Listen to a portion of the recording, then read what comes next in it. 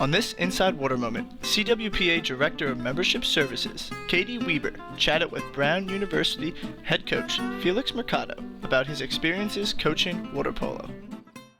So first question, how did you get involved in coaching, and then where did you coach before you came to Brown? So I got involved in coaching at the age of 20. I actually was a high school referee while I was going to college down in Miami, and there was a school, Ransom Everglades, in Coconut Grove, Florida, that actually needed an assistant coach and a middle school coach. And, you know, I really fell in love with water polo in high school, even though I only played like 2 years in high school.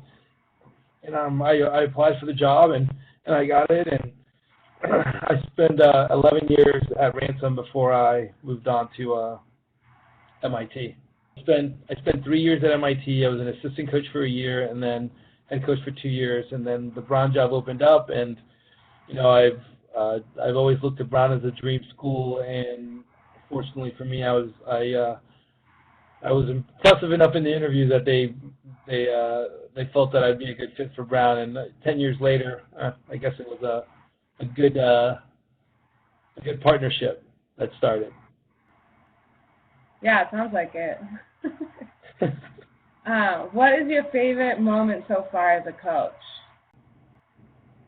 Well, I think obviously winning the CWPA championship with the men a couple years ago was just an amazing experience. But the truth, it's really every year that you get an opportunity to spend with a great group of individuals that are basically working towards the same goal.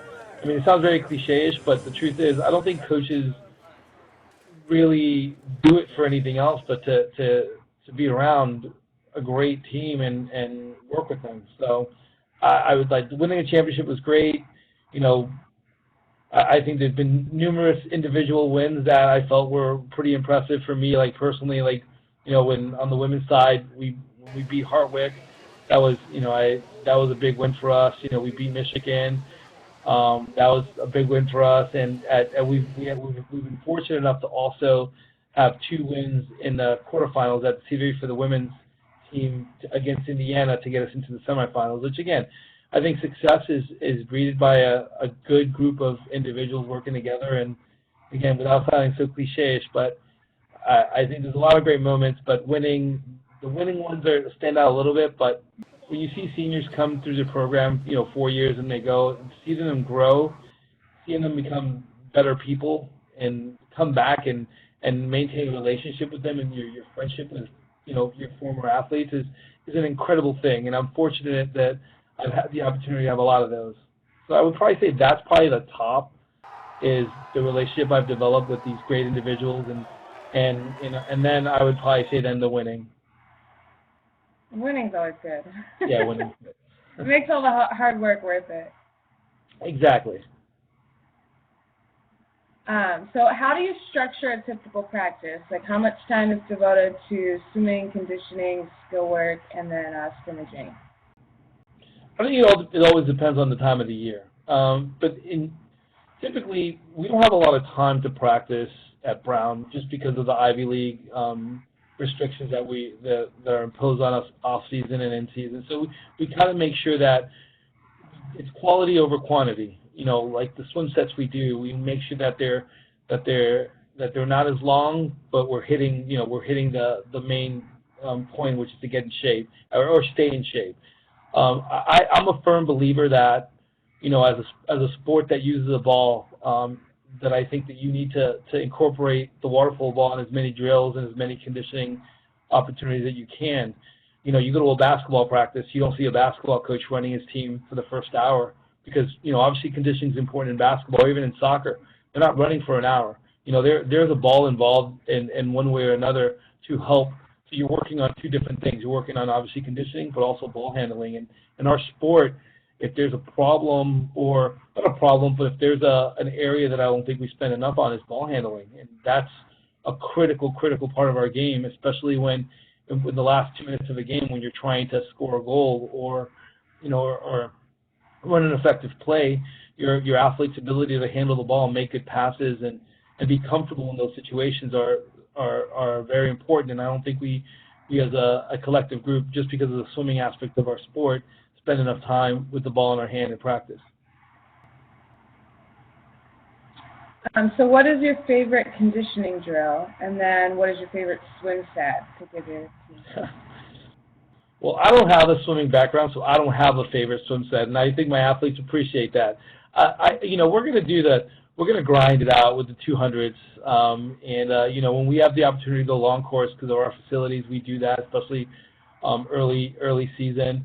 So I think swimming is just the necessary evil. So I don't have a favorite swim set, but what I think that a really important thing for our conditioning part of our training is, I try to incorporate as many circuits and changing things up like every 5 minutes. We'll go 45 minutes of like 8 to 10 stations, and we really try to hustle them through it where they're focusing on something, giving it their all. They get a minute break before they jump to the next thing, and that will involve stuff that happens in the water and out of the water. We spend a lot of time on legs. Legs are so important. And so a lot of our circuits will have maybe 3 out of the 8 drills, or almost half out of the drills, are all leg-based. So again, because we're trying to get stronger, because it's just as much as you want to be fast, you want to make sure you have strong legs. And I actually also think that it takes the pressure off the shoulders with all the shooting that you'll do out of practice and in a game. If you find other ways to kind of minimize the shoulders, swimming, I think that helps, staying healthy. I mean, that's just my point of view, but I like to mix things up. I like circuits. I like leg sets. But swim sets, we'll do the standard, 10 200s, 10 100s. But, like I said, I'm the last thing I want to do is sit in a practice for an hour and watch them chase a black line. And I guess my teams appreciate that too. So what would the team say that their favorite drill is? Scrimmaging. I think any opportunity for them to shoot and scrimmage, they appreciate it. And I used to be I guess growing up, I always felt like the more you scrimmage, the less you get accomplished. But in reality, in my opinion, I think scrimmaging is a great way to get swimming in and getting conditioning in. And if your scrimmages are effective, you have to have a plan for your scrimmaging. It can't just be throw the ball in the water and let them go at it. You have to have a reason. Like each time we do scrimmage, we have a focal point, whether it's a 6-on-5, where every exclusion you get 5 extra exclusions, or make it take it, where we never line up at half. It just keeps them moving. So as much as I think they like to scrimmage, but they probably don't realize how much swimming they're actually doing in the scrimmaging because they're enjoying themselves. But I think that they would probably say scrimmaging and 6-on-5 is probably their favorite thing. So how important is scouting your upcoming opponents? Like someone maybe you haven't played before, or maybe someone that you have played before and you didn't do so well against. And then what do you typically look for while you're scouting an opponent? I actually think it's really, really important. And I think that within the last 3 or 4 years, we've started really using technology. Before, I'm old school. It's like, water polo is a simple sport. You show up, you play, you stop their best player. But I think we have in this country, there's this tendency to really be tactical. There's a lot of tactics. Coaches are doing a lot of different things offensively and defensively. So you don't want to do the best thing you could do for your team. You don't just want to throw them out there and say, figure it out. You want them to see what the other team's tendencies are. In our conference, we have a lot of really good coaches.